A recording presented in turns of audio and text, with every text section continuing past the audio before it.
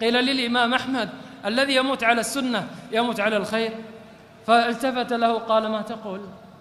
الذي يموت على السنة يموت على الخير كله. الذي يموت على التوحيد أيها الأحبة الأمر سهل.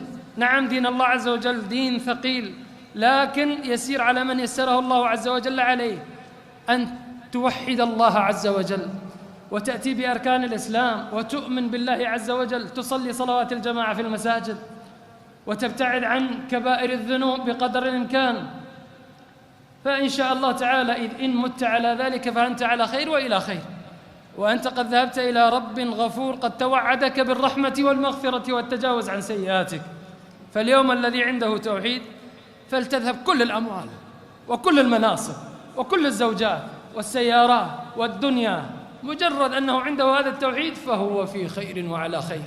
هو بنفسه لا يعلم ما الخير الذي هو فيه. والله لو كشف له الغطاء ويعلم ماذا يفعل هو عندما يرفع يديه إلى الله عز وجل ويقول: يا رب اللهم إني أسألك الهدى والتقى والعفاف والغنى، وغيرك قد التف على قبر أو على حجر وقال: يا ولي الفلاني، يا سيدي، يا مولاي، ارزقني، اجبرني، اعطني الولد.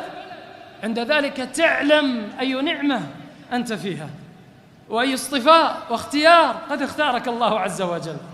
فالله بتوحيدكم صفوه من الشوائب، واحرصوا على تخليصه من الرياء والسمعة، وأفيضوا بهذا التوحيد على الناس. علموا الناس أيها الأحبة، علموا الناس هذا التوحيد وخلصوا الناس من النار، كما قال صلى الله عليه وسلم للغلام اليهودي الذي أسلم: الحمد لله الذي أنقذه بي من النار، لأنه خرج من الإيمان من الشرك والكفر إلى الإيمان.